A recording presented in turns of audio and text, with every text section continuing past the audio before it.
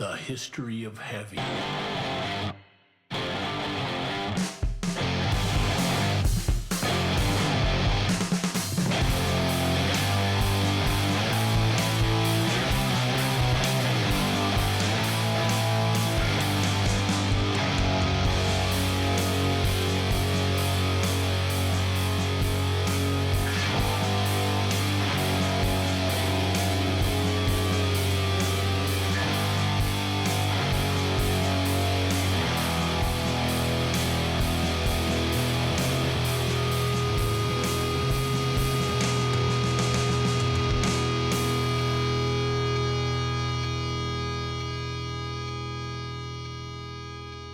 Hello and welcome to episode 21 of the History of Heavy podcast.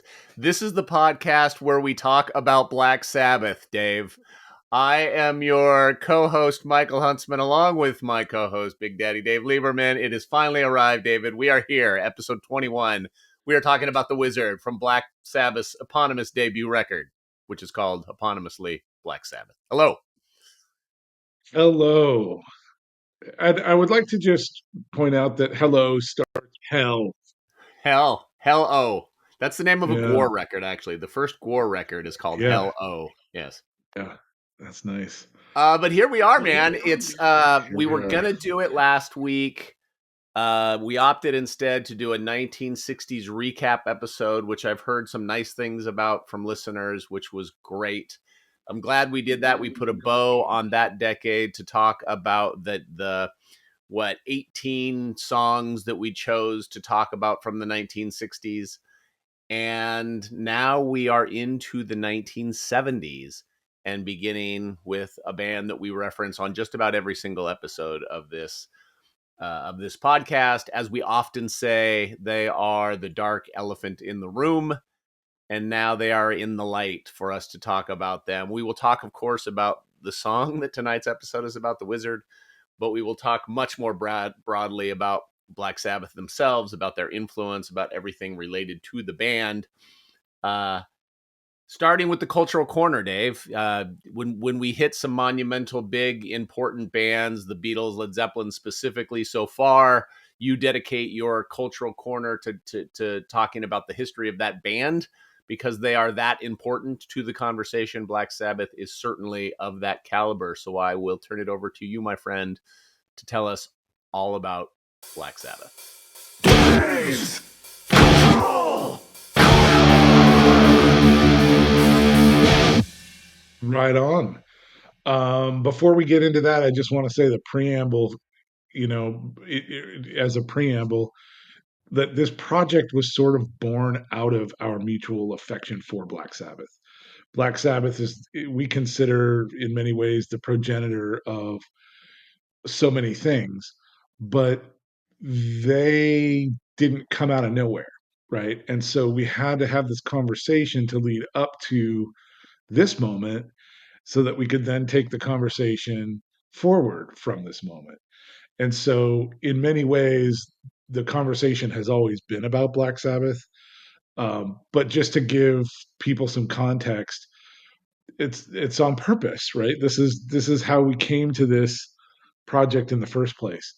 And I don't know that we were ever that clear about it before, because we just know what we're doing.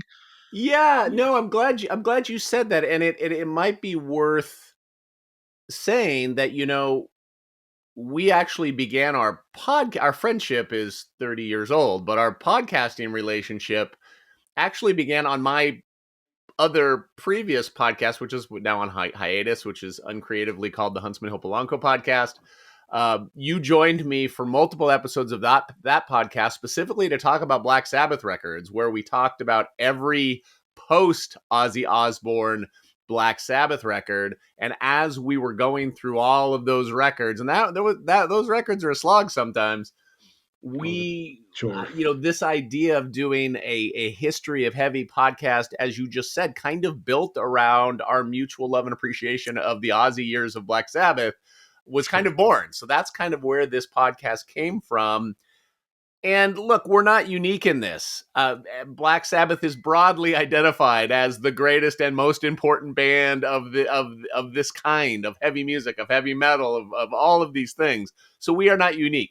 This is our excuse and our way of talking about Black Sabbath. And some of it, people, particularly fans of the band, have heard before. But this is as much for us as it is for anybody else, right? That's We right. just want to That's talk right. about Black Sabbath. That's right. And let's not give Huntsman Hill Polanco any short shrift. When I was first invited onto that show, that was to talk about the Ozzy Sabbath discography years, Yeah. right? And then afterwards, you approached me and said, "Hey, let's do this project to talk about the post Ozzy Sabbath records," which neither of us had really explored. And I felt it difficult to call myself a Sabbath fan without knowing that body of work. Um, it was a real experience. It was interesting in an academic level. I didn't like most of it, but I found some gems in there. And that was part of what I hoped would happen, is that I would find a few songs, and we found an album and a half that were quite good. Um, and so I thought that was a lot of fun to do. But yeah, I just wanted to mention for the record that this we talk about Sabbath so much on purpose, because this podcast was born out of those conversations, which came out of conversations in the dorms 30 plus years ago and ever since. And to be So clear on the remaining discography, and this is my last disclaimer, but to be clear, and I won't speak for you, but I think you feel this way too. When we're talking about, maybe found an album and a half worth of gems and the post Ozzy stuff, of course the Dio records are not part of oh, those records are sorry. great, and everybody, you don't need to scream at your phone or however you're listening to this Yeah. about how great Heaven and Hell and the Mob Rules specifically are. We know those Yeah. are unique and special too. We mean kind of everything from Born Again on that Yeah. we didn't particularly love nearly as didn't much. didn't love, but there were some There was some things, good there stuff. were some bright spots. But yes, thank you for setting the record straight there. And also, we're doing this song to represent this band in this podcast conversation. There's an argument to be made that every single one of their songs is heavy and every single one of their albums is heavy. And so going forward, um, I might pull in some of those songs as those years apply, to give them a little bit of airtime and just talk about the Sabbath song that was happening during this year that we're going to be talking about in the future. Um, so that said, I've got my coffee. I take my coffee like my Sabbath, black. And that's a coffee mug that you can order from the website, from the official website. So without further ado, that's a hell of a preamble. Sorry, folks. We're going to get into the prehistory of the band that leads up to the moment that we're going to talk about, when they come out with two albums in 1970. I'm going to leave that for Mike. So, Black Sabbath are an English rock band formed in Birmingham, England in 1968 by guitarist Tony Iommi, drummer Bill Ward, bassist Terence Geezer Butler, and vocalist John Ozzy Osbourne. After adopting the Black Sabbath name in 1969, the band were previously named Earth, and before that, the Polka Tulk Blues Band. They distinguished themselves through occult themes with their horror inspired lyrics, down-tuned guitars. The first three albums, Black Sabbath, Paranoid, and Master of Reality, were commercially successful and are now cited as pioneering albums in the development of heavy music. Subsequent albums, Volume 4, Sabbath Bloody Sabbath, Sabotage, Technical Ecstasy, and Never Say Die, saw the band explore more experimental and progressive styles. Osbourne was fired from Black Sabbath in 1979 and replaced by former Rainbow vocalist Ronnie James Dio, who recorded 3 albums with the band: Heaven and Hell and Mob Rules immediately after Ozzy left in 1980 and 1981, and the first authorized live album, Live Evil, in 1983. The last two featuring drummer Vinny Appice replacing Ward. Now, we've talked in our other podcast about Vinny has a brother who's also a drummer, and one says Carmine Appice and Vinny Appice. right, Appice and Appice. So I've decided to go international with an Italian pronunciation, Appice. So Vinny Appice replaces Ward. Then follows a period with Butler and Ward joining a couple of the albums, but really Tony Iommi plays a game of musical chairs with revolving handful of members. I mentioned that we had a separate side project. You should check that out. The original lineup of Iommi, Osborne, Butler, and Ward reunited in 97, releasing a live album called Reunion in 1988 and touring sporadically until 2005. The band went on hiatus in 06 when the Mob Rules lineup, Iommi, Butler, Dio, and Appice, reunited as Heaven and Hell, touring during the late 2000s and releasing one studio album, The Devil You Know, before disbanding after Dio's death in 2010. The original lineup reunited again in 2011, though Ward departed prior to the recording of their final studio album, 13, in 2013. To conclude their farewell tour, Black Sabbath played its last concert for 8 years in their home city in 2017. Occasional partial reunions have occurred, most notably when Osborne and Iommi performed at the closing ceremony of the 2022 Commonwealth Games in Birmingham. And big news, the original lineup will reunite for a final show for both the band and Osborne as a solo artist, titled Back to the Beginning at Villa Park in Birmingham, 5th of July of this year, 2025. Black Sabbath have sold over 75 million records as of 2019, which was the latest reference I could find, making them one of the most commercially successful heavy metal bands. The band has been referred to as being part of the unholy trinity of British hard rock and heavy metal in the early to mid 70s, along with Deep Purple and Led Zeppelin. Black Sabbath was ranked by MTV as the greatest metal band of all time and placed second on VH1's 100 Greatest Artists of Hard Rock, behind Led Zeppelin. Rolling Stone ranked them 85 on its 100 Greatest Artists of All Time. They were inducted into the UK Music Hall of Fame in 2005 and Rock and Roll Hall of Fame in 2006. They won 2 Grammy Awards for Best Metal Performance and received a Grammy Lifetime Achievement Award. So that's the broad strokes.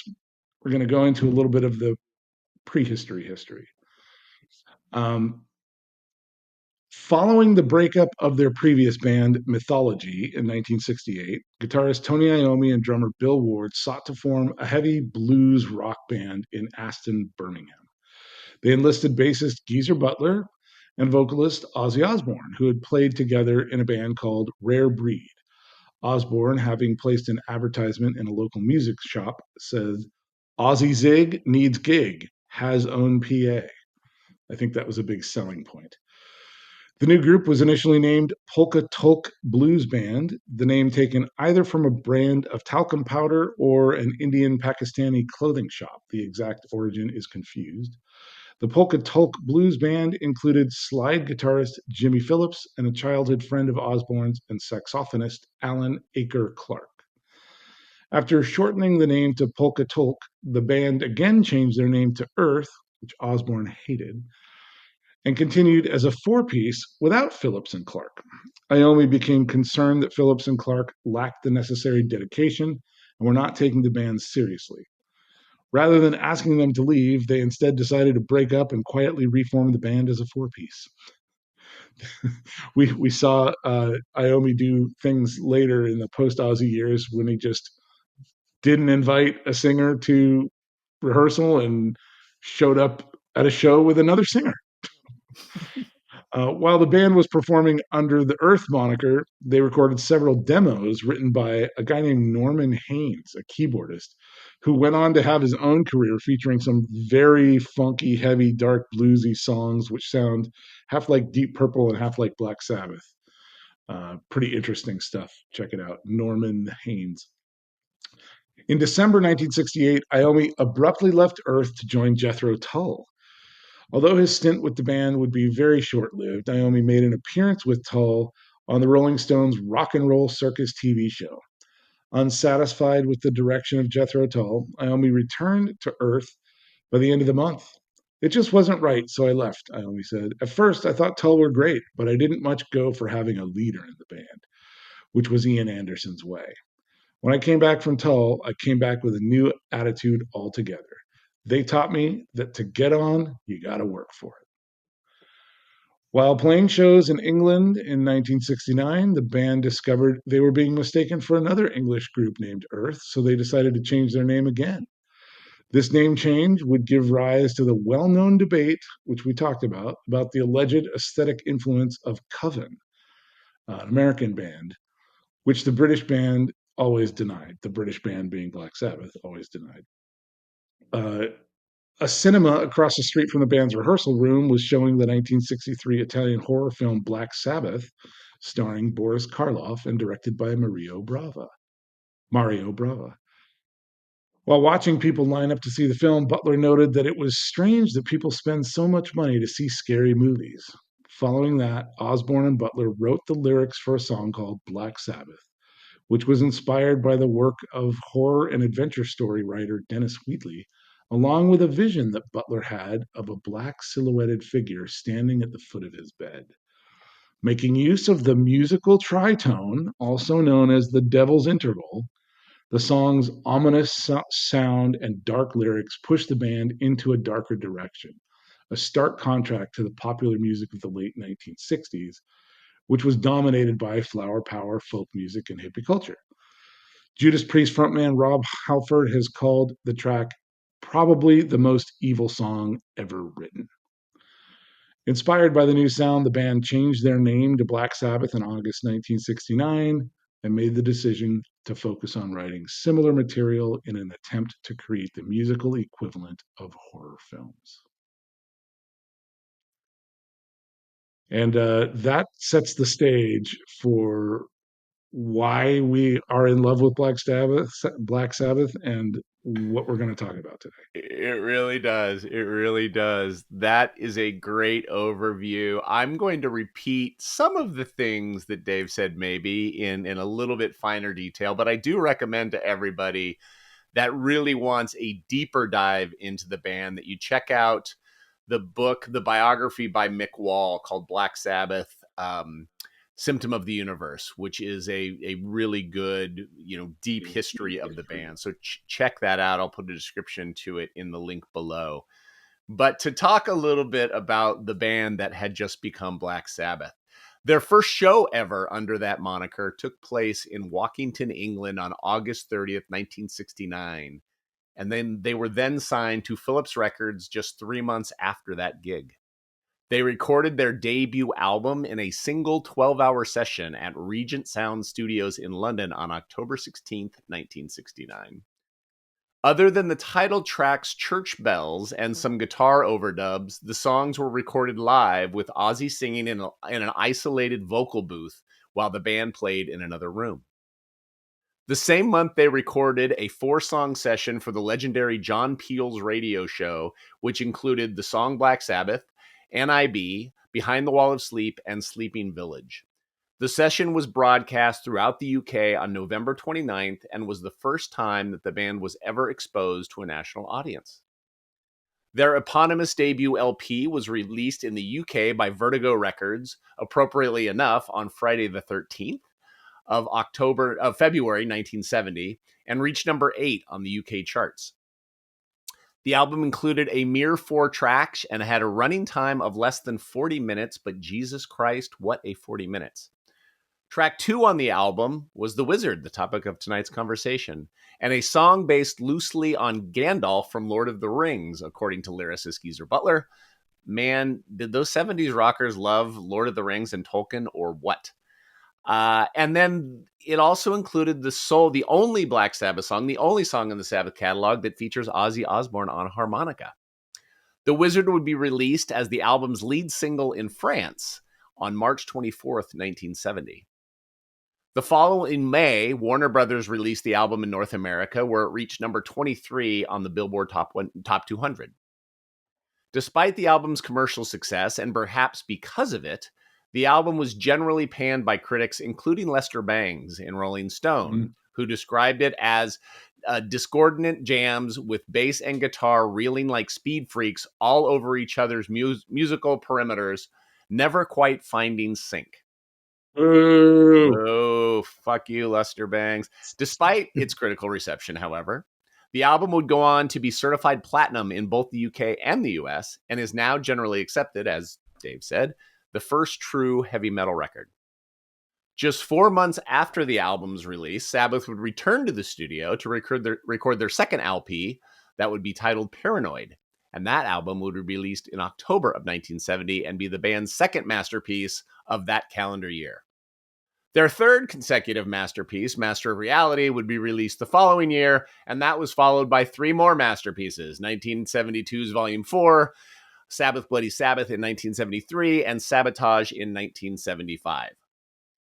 Across 6 LPs, those 6 LPs specifically, they would not only invent the genre of heavy metal, but almost every other signature subgenre of the sound along the way, including doom metal, stoner rock, sludge metal, black metal, the new wave of British heavy metal, grunge, and alternative metal. So, Dave, let's talk about Black Sabbath, and let's get deep into the wizard. I thought you'd never ask. Here we are, my friend. Here we are. We've said so much about this band over the last 20 minutes, but also across the course of this show and in our lives. Where do you want to begin? I think we start at the beginning. I think we start with the fact that these are 4 guys from a dirty factory town in England who have low prospects to look forward to and are hungry and angry and frustrated, and they're in this tumultuous time of the 60s, wondering how to make a difference and how to have a life that is meaningful and have an impact. And not consciously, like listening to, I do the audiobook thing. I know you read books. I listen to them. Listening to Tony Iommi's autobiography and Geezer Butler's autobiography. Audiobiography, I like that. I misspoke properly, I guess. You get that sense without them actually saying those words. But they didn't know what they could do or where they could go, and music is something that they found early and connected with, and it was a way to channel. Mm-hmm. And I think that this is a common thread in music. I remember early Metallica talking about being poor and not having any money, and they'd go to the deli and get, or the 7-Eleven, and get a pack of bologna and put a piece of bologna in their hand, and they had a hand sandwich, and that was as much as they could afford, and they went right back to the studio. And when you're hungry and you're angry and you're frustrated and you're scared, it just comes through, and those early Metallica albums are phenomenal. And I feel like it's a similar thread going on here. The early Sabbath, the zeitgeist, their state of mind played into and was put down on these tracks. So I think that's a good enough place to start. Once you have kind of spread that foundation, you start building layers on top of it. And the way that they arrived there, playing around with other things and figuring it out, and then congealing on this notion of audio horror films, um, which I'd never seen it, or I'd never known it expressed that way, but is the perfect way to summarize. Because the topics are not satanic; they're just like horror film, kind of, or even Twilight Zone-y. Uh, Later songs like War Pigs and Hand of Doom and Electric Funeral and stuff like that. Those are horror movie themes, not satanic. So the Black Sabbath and the satanic kind of connotation that they got stuck with was misappropriated. That was not exactly correct. They played with it, but that wasn't who they were or where they came from. Um, all that is to say that soup, all those ingredients, the time and place around them, everything that we talked about up until this conversation, all the music that was being made, all these guys talk about how they were huge Beatles fans, right? They were in England when the Beatles were coming up, and that happened just a few years before they happened, and so it was during their evolution to the moment that this album comes out. So there's so much going on, and there's so many ingredients in that soup that are really special to time and place. I don't think you get this soup in California in the 60s, in 1970. Uh, and indeed, like, that's not the kind of music that we hear out of California in 1970 or Chicago or New York or whatever. There's some threads, but this comes out of gritty Birmingham in 1970 because it comes after the 60s, and it just is a time and a place. Yes. So I have a lot of thoughts about this and thinking where to begin. So I think I'll begin here. So time and place, incredibly important. Next week, we are going to talk about the Stooges. Detroit, Michigan, very similar to Birmingham, England. I could very easily argue, make the argument for myself that the two best bands and the two most influential bands that we are going to talk across this podcast are Black Sabbath and the Stooges. Two of the greatest bands of any kind of music that have ever been assembled, and happening at the Stooges song that we're going to talk about next week came off their record that was released in 1970. I mean, not their debut, their second record, but happening at exactly the same time under very similar circumstances, very similar environments. So I think that is very interesting and could only happen in those environments. I think that's true. In the case of Sabbath, maybe the most important thing that happens in their evolution happens because they are in an industrial town, and that is Tony Iommi's fingers being chopped off in a still mill that forces him to turn his guitar upside down and become a left-handed player versus a right-handed player. He creates these little nubs that he puts on his fretting hand that makes him play differently than he ever had before or would have ever thought to play, which effectively invents the heavy metal riff that the entire genre and every subgenre since has been built on.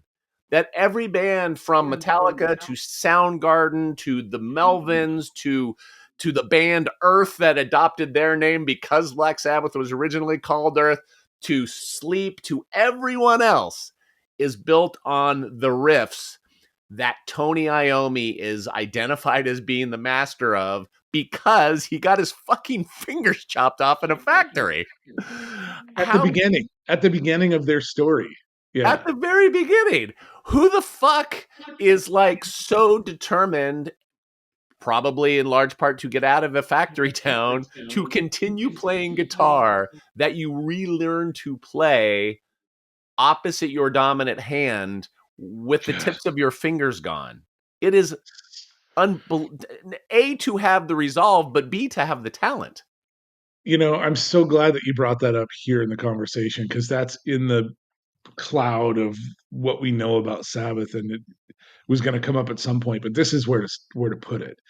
That is so critically important to exactly what I was talking about, because that exemplifies, that's a real visceral story to understand their motivation and to really understand how you feel sonically the way they sound, right? Like, can you just imagine being a talented musician already? Iommi was very talented at all, and to be, entering your career and working this factory job to get by so that you can do the career things that you have to do. You got to pay your dues in the clubs and do all that stuff.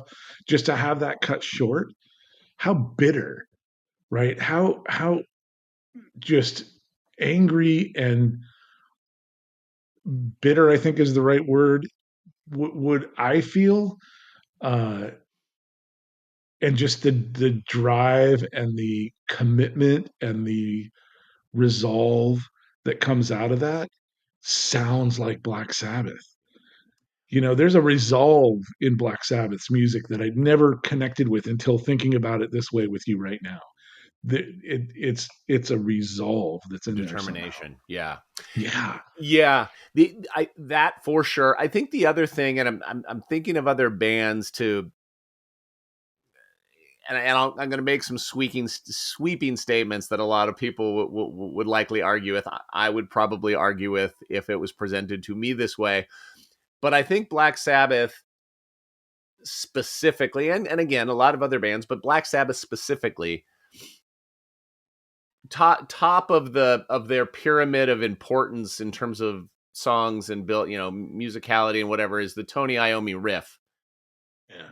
But Black Sabbath is not Black Sabbath without the counter melodies that Geezer Butler is playing on bass, without the jazz drum influences that Bill Ward brings to his playing, to obviously the one-of-a-kind voice of Ozzy Osbourne. Like, all of those elements are critically important to the way Black Sabbath sounds, even if Tony Iommi's riffs are the most... If Tony Iommi had those riffs with three other guys, they sound far different than Black Sabbath sounds.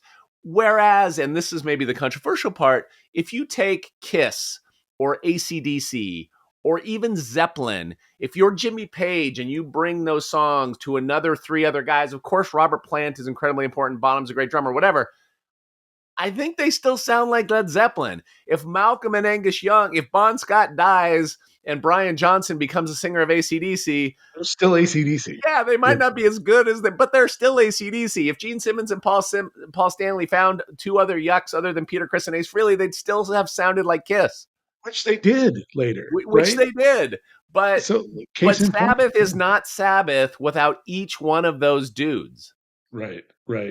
And that's really critically important to bring up too, because in our post-Ozzy years, we get to an album, and without knowing anything about it, I started listening to the album. I'm like, wow, this is good. This is better. Wow, what's going on? Geezer Butler's on that album. And all of a sudden it's like, well, duh. When Geezer and Tony get together, there is a chemistry that is undeniable. And Geezer was really critical to the songwriting. And you're absolutely right. You don't get the interplay with Iommi's riffs without Geezer, and Geezer is half of the rhythm section with Bill Ward, and Bill's drumming is renowned as this kind of swinging, jazzy drumming. So it's lightning in a bottle. It's not reproducible elsewhere. This is just a time and a place and a group of people and chemistry, and yeah. 100%. We should note that record is called Cross Purposes. All right, good. So it's there was it's that notion of a soulmate where it's kind of hard to believe in a soulmate. Like, is there really, if you met your soulmate is it possible that two soulmates are actually going to be geographically in the same place at the same time on the same time? It's no, like, we all have multiple soulmates. In the case of Black Sabbath, I'm not so sure. Like, meant to be. Here's how I would massage that. I think that Tony Iommi and Geezer Butler would have found, if they had found other soulmates, they would have made great music. It just would not have been Black Sabbath. Yeah. It wouldn't have been this. That's a good way to say it. It wouldn't have been this great music. Yeah, that's a good way to say it. So, yeah. Let's talk a little bit about the song. Let's talk about the song. So, first let's talk about why this is the song we're talking about. You reference, I mean, there's any number of look, we needed to talk about Sabbath as early as we could talk about Sabbath in the chronology of heavy. This is their first record, so the song had to come from this record, just in terms of putting it in our timeline. Logistically, yeah. Yeah, I think the obvious song to talk about on this record is the song Black Sabbath. Like Black Sabbath, right? That's the one. Rob Halford called it the most evil song of all time. It's the song that invented doom metal. It's the song. For that reason, it was kind of too obvious. So The Wizard is the second track. It's a great fucking song. So it became The Wizard. Not my favorite song on the record. My favorite song on the record is actually NIB. But The Wizard somehow, because of the heaviness of the band playing together, specifically on those first four bars, the that there's something just so fucking heavy about that, and propulsive, that it just seemed like the song to talk about. Right. I want this actually really surprised me, and I want to hear I know you love this song, and I want to hear where it fits in the Sabbath canon for you. But this surprised me. When I think about The Wizard, I think of it as being a relatively deep track in their broader catalog. Like it's not a song I necessarily think about on being like on a label's greatest hits record. Yeah, no, you're right. But if you look at, and we do this periodically just for lack of any other better metric, but if you look at Spotify, on the first record, The Wizard has more streams than any other song on the record, including the title track. The Wizard has 55 It's also the million. shortest, isn't it? It is the shortest, yep. I think that's where the Matrix lands, because, well, go ahead, finish your point. I interrupted you. No, that's the point. And just to call out the numbers, The Wizard has 55,600,000 streams. The song Black Sabbath has 52,400,000 streams, and the next closest song is Wicked World, which has 16 million. Yeah. NIB, which and again, I talked about the record. I said 4 tracks. It really has 5 tracks, but it really has a lot more, because track 3 is Wasp, Behind the Wall of Sleep, basically NIB. Those are really kind of 2 different songs with like instrumental passages in front of each song that are combined to one track. So maybe that's why. I mean, NIB would be on a Sabbath greatest hits record, but it's only got 9 million streams on Spotify, and maybe that's, there's probably a greatest hits version maybe that has more on Spotify. I don't know. But I thought that I was just surprised that The Wizard is the most popular song from that album on Spotify. We should, since you're looking at Spotify, you should look up We Sold Our Souls for Rock and Roll. I don't think The Wizard is on there. Is it on there? Yeah, but NIB is. That's the first Sabbath record I owned. Yeah, but NIB is on that album. It is. And that is the greatest hits album. So that's making our point, right? Yeah. All right. So let me just go ahead. Let's see. Oh, you know what? The Wizard is on it. Yeah. Well, so talk about your relationship to The Wizard. All right. So a couple things to get out of the way first. The first 2 Sabbath albums come out in this year, and of all the bands in my musical experience, I have a special relationship with Sabbath, and of all the canon of Black Sabbath, I have a special relationship with the first 2 albums. And I often say my favorite Black Sabbath song is the first 2 albums, because it is. It's really hard to pull them apart. Um, we had to pick a song for the purposes of the format of this project. It could have been any song from this album. It all makes the point that we're going to make. So we picked. In fact, we had the other song, "Behind the Wall of Sleep," basically NIB, and it seemed like the Wizard was a little bit more eloquently portraying what we want to say, More compact, yeah. a little bit more compact. But you hit it on the head with just the riff being bold, clean, a hard chord based riff that has negative space. Then the negative space gets filled with Bill Ward's drum fills and then with some guitar embellishments, but it's a very clean song. And so it's very elemental. It gives you a very great window into the composition of Black Sabbath. That said, the one thing that's missing from The Wizard is compositionally, they're famous for making these violent changes in the middle of a song and kind of having another song or another great riff in there. The Wizard doesn't really do that. It's got a bridge and it's got a different, refrain, but it's not so dramatic.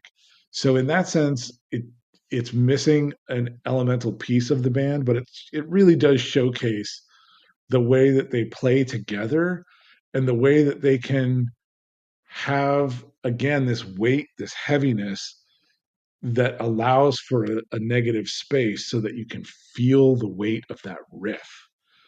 Um, and come on, man, a harmonica in a heavy metal song, you put that on paper and it doesn't work. You put it in the Wizard and it's great. It just brings this eeriness, this mystical quality to it. And we're talking about a wizard. And the subject matter, the story is just that this wizard comes walking through the village and people are it's mystical as he's walking by and but it's a good omen because he spreads magic and all the people feel fine, right?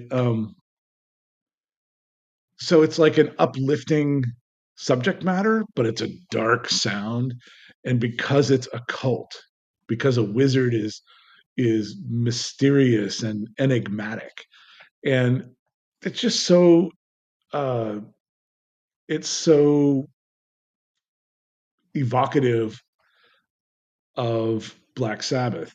They have this duality. A lot of their songs, even NIB is a story. It's a love story about the devil falling in love, but has the line, "My name is Lucifer, please take my hand." And so it gets this satanic uh, connotation, but it's because the devil has fallen in love. Please Right. take my hand. uh, it's so they really walked this line of this hippie love kind of thread, and they just brought the dark sheet metal shops of Birmingham into that, and we get this mixture. I'll also admit that the Wizard, among my favorites, because it's in this album, is not my favorite song on this album. My favorite song on this album is Warning, Wicked World and Warning. Uh, and that's another one that's two songs that are one song because it's got this big musical interlude that they named and really is its own song, but it bleeds right into the final song on the final track on the album, which is a cover. And I didn't even know that until a few years ago. Uh, but my God, they fucking nail it. Um, this song comes right after Black Sabbath, and it should be mentioned that Black Sabbath, the song is super eerie and very slow, and it starts off with this real um, it's really slow to start, but it has this build up and it ends on a crescendo. And then you lead right into the wizard, and it just is the perfect build up. And we talked before about the structure of albums. I think this album just flows so well. It really has a definitive side A and side B, and the songs that go flow from one to the other. So um, I wanted to just mention that structural part of it and talk a little bit about how this song lays in the beginning of side one, but not at the beginning, and how it kind of really sets up. It just sets you up for a great trip through the rest of the album. And 39 minutes, man. That's like, there's not a wasted moment on the album. It's just like compact and perfect. It's this perfect Yeah, thing. yeah. I don't know what that critic was talking about. They're not playing over each other. Yeah, Like I don't know. you know, Lester Bangs being a contrarian, he was famous for that. Mm, You know, you touched on my favorite thing about Tony Iommi specifically, and that is his ability to write bridges and his ability to write codas on songs. It gave, when you said "My name is Lucifer, please take my hand," it gave me chills because that's the last line Ozzy says before Iommi launches into that incredible riff that is in the outro of NIB that's not played anywhere else in the song. It's only in the outro. And he does that. He does it in War yeah. Pigs, and he does it in a Oh whole my bunch god. of songs. Yeah. The end of Iron Man is the best part of the song because it turns into a completely different song. Yes. It's like the greatest riff of all time Yeah. from a guy who's written 500 of the greatest riffs of all time. He's the riff factory. Yeah. Yeah. This is why I kind of wanted to talk about the Wizard, why I was excited to talk about the Wizard, because if you think about the song Black Sabbath inventing doom metal, and you can certainly hear the evolution of that song through all of the great doom bands, and you think about Electric Funeral creating sludge, and you think about Sweet Leaf creating stoner metal, and you think about all the time changes in so many of their songs that invented Metallica and all of those bands that had to incorporate billions of changes in their songs. Sabbath's catalog is littered with inventions of things that we would come to know as tropes and as genres and as subgenres. The Wizard doesn't. The Wizard is just a great song, and the harmonica is so important to that because I think to your point, it makes it unique. But if you forget all of that stuff, if you forget the subgenres and the influence and not the labels, because I'm going to ask you to put a label on it, how would you describe the Wizard to somebody that understands music but didn't know this song, and you wanted to say that this song sounds like Yeah. this? This is definitively, clearly easy for me. This is electric Electric blues. Blues. And it's because of that Yeah, harmonica, yeah. right? Because it's blues riff. You've got tritone in there, but they do it bluesy. They do it groovy. They really play around with the blues. But now you've got blues instrumentation with a harmonica. Yeah. Come on, it's Yeah. clear. The beauty is in the simplicity, right? Whether Right. it's Less is AC/DC or the more. Ramones, but I think what the Wizard accomplishes, which is so cool, and going back to how important the whole band is the Iommi riff in the Wizard specifically is incredibly simple. There is not very much to it at all. In addition to the harmonica, the thing that makes it really swing is the way Bill Ward plays, like his like Yeah. the way he plays on the half beat or the two and the four is so badass. Yeah. And there is a Geezer Butler accent where he plays two notes. You know, the riff is da da da da, and I'm not going to be able to do it justice, but there's a doo-doo bass Yeah. part that Geezer plays in between Iommi's riff Yeah. that gives it this lift that Yeah. is perceptible if you're listening for it, but you don't necessarily notice, but really makes all the difference in the world in how effective that verse riff is. And It's one of that those is things the you would beauty of Black notice. Sabbath. Yeah, it's one of the things you would notice if it wasn't there. Right. And you know where we hear that is She's So Heavy. Yes. Paul Yes. McCartney does the same thing. Yep. Like Yes. Yes. I heard that right away. I was like, oh, what's happening? Like this is Yes. this special little thing that gives it a lilt, a groove, just a flourish Mm-hmm. that adds so much depth in a less is more context. It's very simple. It's very little, but it's exactly the little in exactly the right spot. Same thing with Tony Iommi, because right, he's doing that little flourish.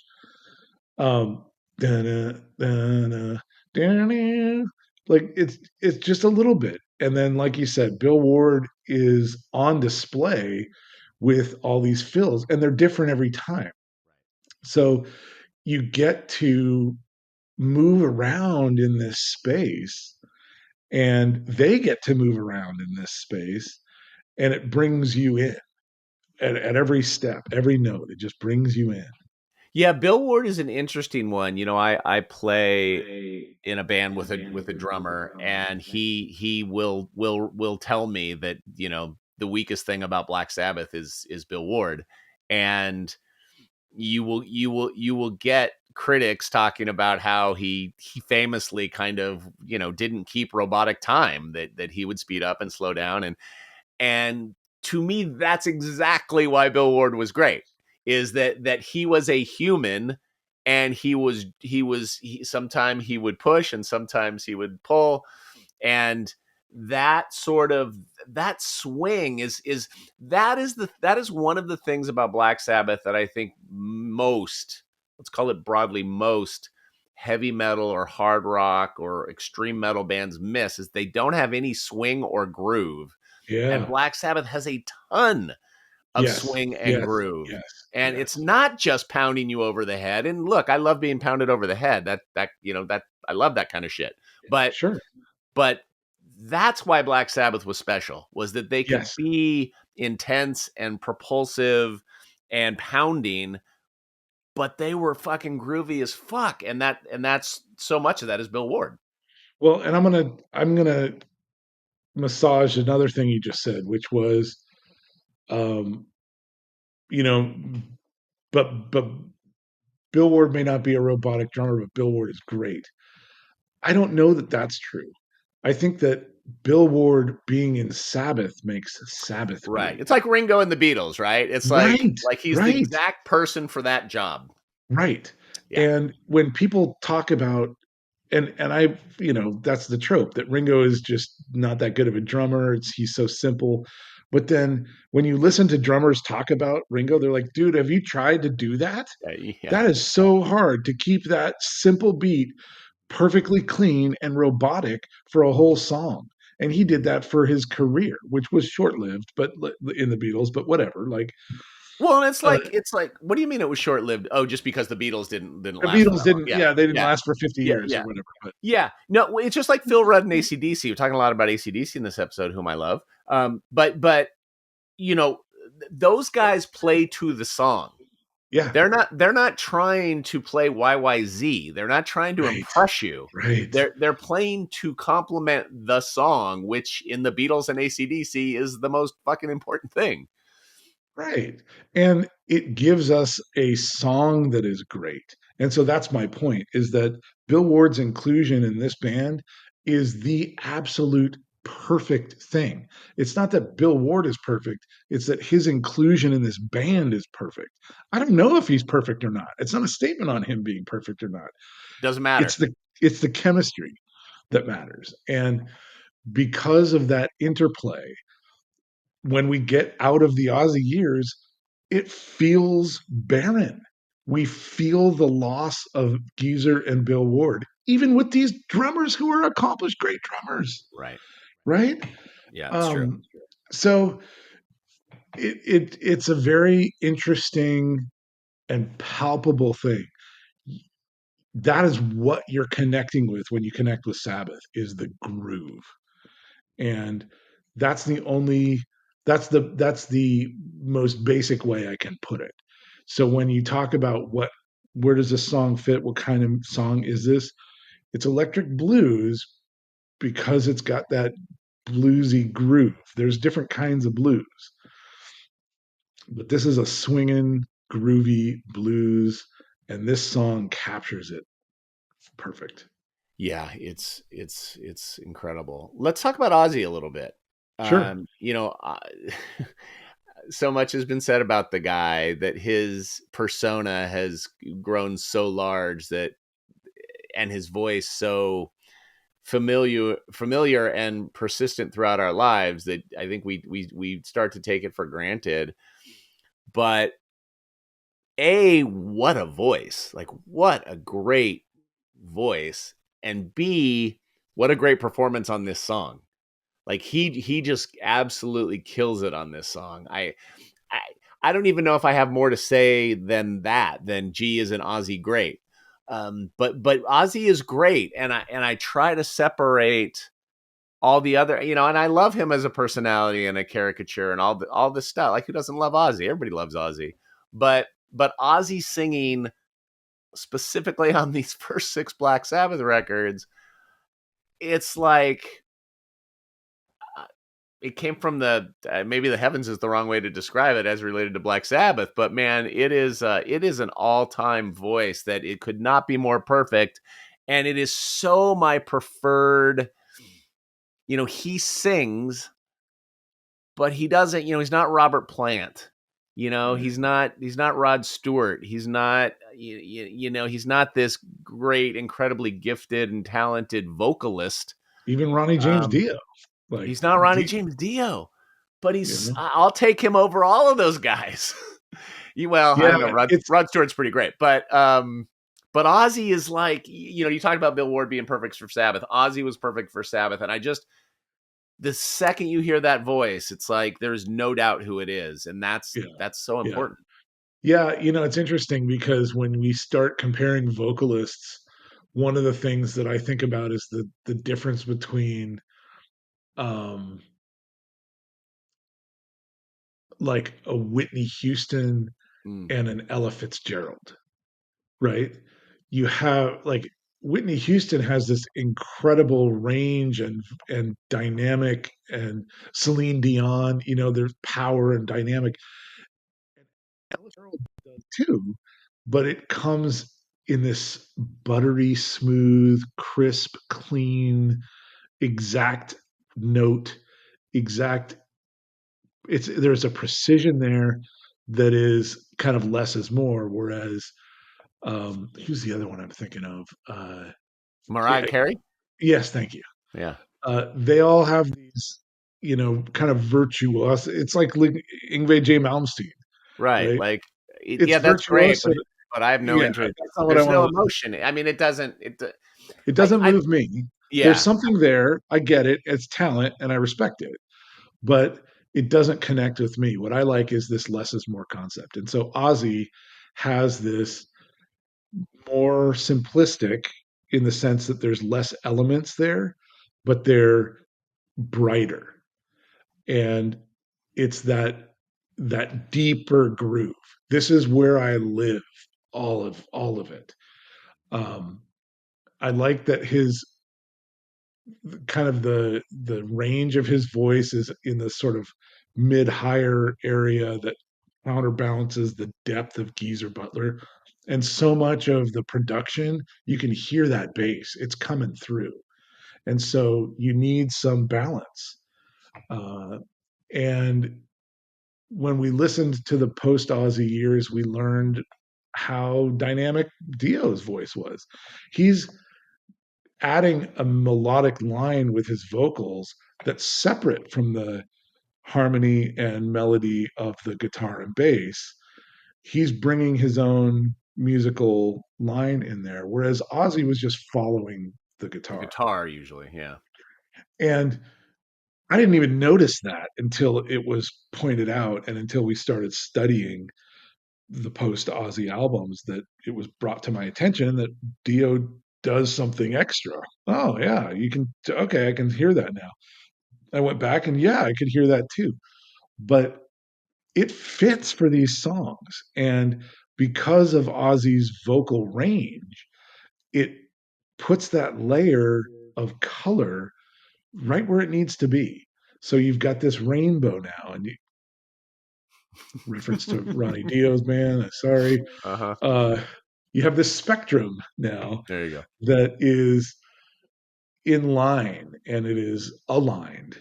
Uh, it's really important to take the Ozzy of Latter Day Saints out of your mind when we're talking about this album and this era. He was not that 80s caricature of a rock star yet. He was becoming that. He was a goofy dude. They were all goofy. They all used to goof each other and play pranks and fuck around. And they were kids. They were in their 20s, right? And they were having fun. They found their thing, and they were comfortable with each other, and they were having fun. Um, Ozzy would go on to be this sort of caricature of a rock star and almost a trope of a rock star, but not quite yet. They're Well, not they're still not trying to earn it. not to blaspheme, but even before the character, even at this point, It's emerging. well, the way Sabbath presented live, in large part because of Ozzy's performance, the frog jumping and the peace signs and just his mannerisms on stage, even in the earliest days, always felt a little inconsistent with the way Black Sabbath sounded to me. And I never really thought they always sounded great as a live band, but I never really thought that they were a great live band to watch. Um, just because the way they perform doesn't sound Doesn't the way look like the way they Metallica, sound. when Metallica was touring for Ride the Lightning and Master of Puppets, they performed the way they acted on stage sounded exactly like their music. Yeah, yeah. The way Sabbath performed on stage, even when they were making these incredibly perfect records, and obviously I'm watching video, I'm not in the Sure. audience, but even the earliest days always felt like a little bit off to me. Yes, well, it may be blasphemous, but I will join you as another voice in that chorus. It the stage presence is not where they shine. The music is where they shine. And looking at old concert footage, um, they're concentrating on what they're doing. Tony Iommi is boring to watch. He's not very emotive or evocative. He's not moving around very much. He's very compact in his movements. He's precise. He's playing with intent. Yeah, His but the stuff he's playing isn't that hard to play.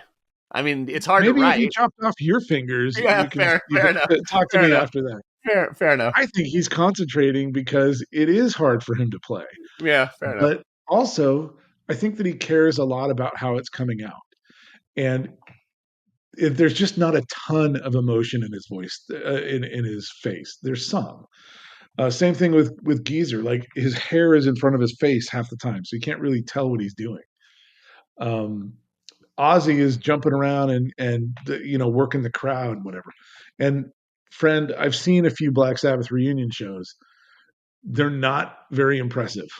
And they're old, right? And they've been old forever. They started off old, um, in a sense. But I think I've seen 3 or 4 reunions somehow, um, and they're just not very spectacular live.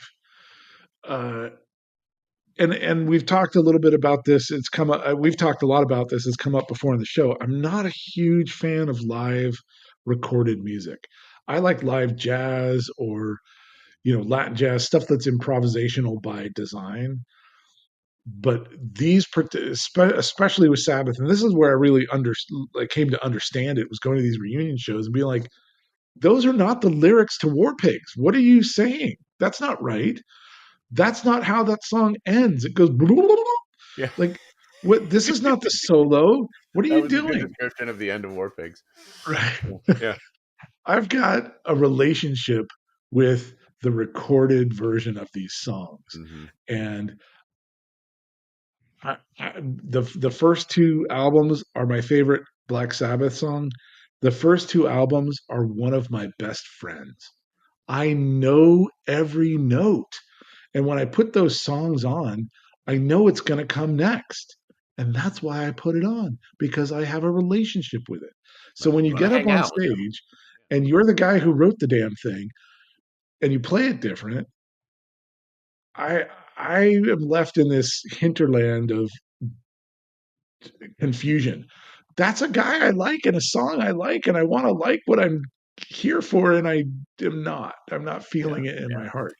All And right. I Look, came to understand that it's because of this relationship I have with music. we're an hour plus in. It's already our longest episode, and I want us to end on a gushy high note as we talk about Black Sabbath and the Wizard. So let's head toward the end here, but talk a little bit about.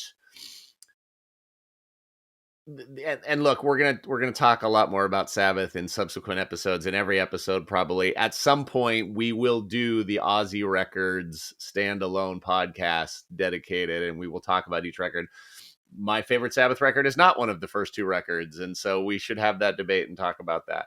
But let's talk about the influence of this record and this song in 1970, and let's bring it back to the context of the chronology of history, of chronology of heavy. So we've covered a lot of different artists. The Iron Butterflies and the Zeppelins and the Kinks and the Beatles and the whomever. And we're about to get into the 70s with a lot of heavy to come. Where do you feel like this fits just in the broader context of the songs we've talked about so far and what we're about to get into? That's kind of a broad question, but Get it? And it's a good question because it's so appropriate to this project. I really feel like this is where we have this coalescing moment. This is where we hear the garage bands of Louie Louie and You Really Got Me. This is where we hear some of the tonality from The Witch and from, an Iron Butterfly, certainly. The Beatles, I Want You, She's So Heavy. This is where we hear blues like Cream and Zeppelin. We hear energy from Kick Out the Jams. Um, we hear occult stuff like The Witch and Wicked Woman from Coven.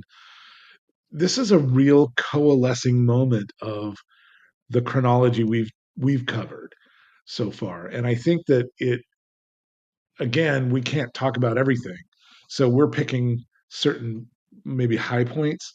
But you take the core sample of the 1960s and then you squeeze it and extrude it, and this song comes out because this is the moment that all of that sausage uh, comes together as one actual product. mm-hmm. So that's how I feel about it in the chronology so far. What does it do is a little harder to get at this point of the conversation. That's something we'll keep coming back to as we talk. Like, this is the Sabbath in this song in 1975, and here is the Sabbath in this song in 1978, 82. And I think that's how that'll work.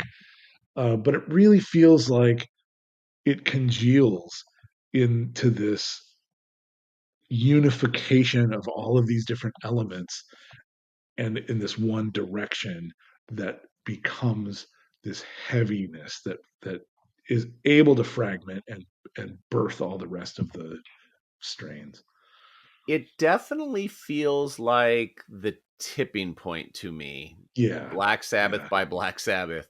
The I I have a vision of the Kansas record Point of No Return in my head, which is, for those that don't know it and aren't watching on YouTube, it's a ship on the edge of a waterfall and about to go over, or at the edge of the earth and about to go over. And to me, that is Sabbath. That everything you just said, everything that came before had to happen, and Sabbath was this amalgamation of all of this stuff, and now this sonic boom, and everything that would come after, we're now going over the edge, and everything that would come after would be affected by that coalescing of everything that came before. um as we talked about some of these other bands and songs, Zeppelin for a lot of people certainly is that boom. The Beatles were a boom. Elvis Presley was a boom. There were lots of booms. But as we talk about specifically the chronology of heavy music, Black Sabbath is the sonic boom. And so it does influence. It took all of the influences, became what it was. Not only the sonic musical influences, but Birmingham and the industrial town that you talked about, Tony losing his fingertips that we talked about, all this stuff now became this thing, this behemoth that now will spread roots all over the place, and that those roots will be the remainder of our episodes, essentially. Well, and to dial it in one more, when we look at the Beatles and we look at Led Zeppelin, they were super influential in that they inspired a lot of other artists and musicians. But like Led Zeppelin was playing blues and folk music. I don't think that they particularly invented something. They just did a version of it real well. The Beatles, super talented. They wrote really interesting songs, but I don't know what they invented. Mm, Um, and I know, mm. like maybe you can tell me, but I don't know what it is. But Well, Sabbath I is mean, palpable. I know yeah, what it is. this is another conversation, but I would certainly argue that Sergeant Pepper's Lonely Hearts Club Band is at least as important as Black Sabbath by Black Sabbath in terms of influences and doing something that nobody had ever done before. Um, I mean, I think you could more I think so, easily but make the case that Black Sabbath is closer to an extension of the blues than Sergeant Pepper's is an extension of Chuck Berry and Little Richard. So I mean I mean, I that'd could be an all I interesting could I conversation, but this, that's we should get into this at some point because where I'm thinking is that I can't see the tendrils that Sergeant Pepper ends up in different genres, but I can see the tendrils that are black metal and death metal and stoner rock and doom metal. I see all those brand new genres that didn't exist before Sabbath. We have a pre-Sabbath and a post-Sabbath world. And I feel like the Beatles were super influential, and I don't mean to diminish them in any way. It's just that in this particular comparing metric, I don't see the direct line between the Beatles' career or the Beatles' album or the Beatles' song and dozens of genres of music. hmm. That's an interesting conversation, and one I'm not sure we necessarily have time to dig into at this point of the show. But that would be an interesting conversation. That would be an interesting conversation. This is typically the point in the show where we do song v song, and we pit our current champion against our current episode song. Dave talked last week about how Black Sabbath was exempt from song v song, For because me, it's just not fair to he knows that the Wizard would be his champion all the way through, no matter how many songs we talked about. So what fun! It's no fun to just say the Wizard every week. So he's decided to make the Wizard exempt from song v song. In an act of solidarity, I'm going to do the same thing. So we're gonna put Black Sabbath on in kind of a different corner of the room as it relates to the song v song conversation. So our current champions remain the same. Those being Iron Butterflies, Inagata Devita for me, Led Zeppelin's Dazed and Confused for Dave. We will take those songs into our conversation next week, which I mentioned earlier will be about the Stooges' Loose, which is also going to be a great conversation about an incredibly important band that sprouted many, many genres in its wake. But before we say goodbye, Dave, anything else that we didn't hit that you desperately wanted to cover as it relates specifically to the Wizard or Black Sabbath in general on this episode?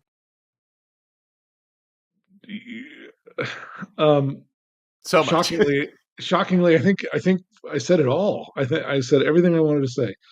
I would recommend that people either read or listen to at least Geezer Butler's version of being in the band and what the experience was like and his perspective of that. I think it's maybe somewhat more interesting than Tony Iommi's version, but they're both educational and entertaining. Just we should have said at the top of the hour this was going to be our longest episode. I meant to. I think people knew. People that have been with us this far should know. How has there not been?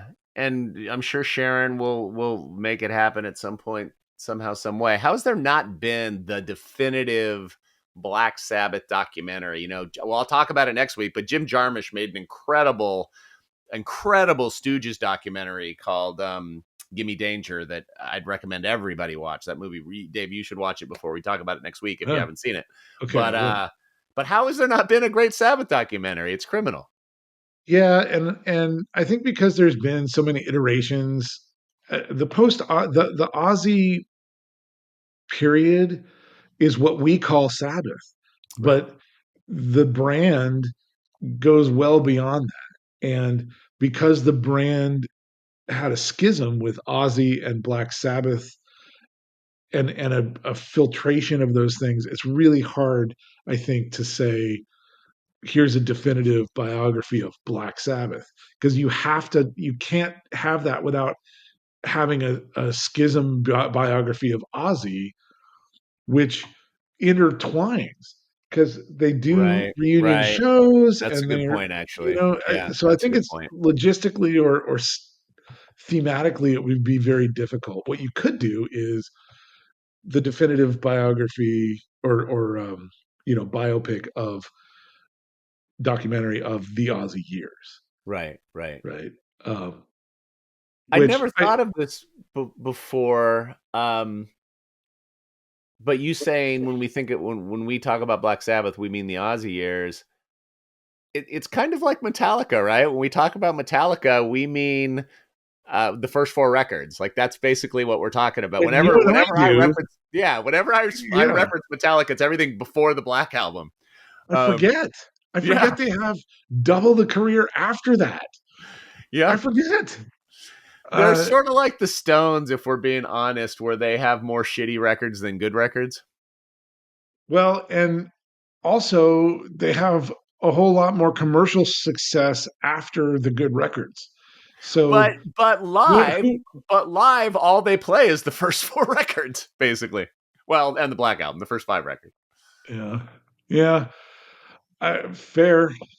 But I don't know. I never watched that documentary that they did, Some Kind of Monster. I'm never gonna watch it. I don't want to know them that well. It's so good. It's so good. I don't know, man. If I don't want to see Dave Mustaine crying, it's good. All right, look. We love Black Sabbath, and we will continue to talk about how much we're kind of like that Chris Farley skit on Saturday Night Live when he runs into Paul McCartney in the elevator. He's like, "You're Paul McCartney, right? You're great. Remember when you were in the Beatles? That was awesome." Right. That's kind of what we're doing about Black Sabbath. Like, hey, you guys remember Black Sabbath? They were awesome. That's just. There is the one thing that I do have to officially mention. Full disclosure, I have a distant cousin who has a distant cousin who married Bill Ward. So I'm kind of in the band. I'm totally biased. I can't not like Black Sabbath because I'm almost basically in the band. Ozzy, Tony, Geezer, Bill, and Dave. Right. You gotta have a Dave. Come You on. gotta have a Dave. Dave is a very 1960s English band guy name. Right? Yeah. Gotta have a Dave. All right, guys, that'll do it for episode 21. We got through it.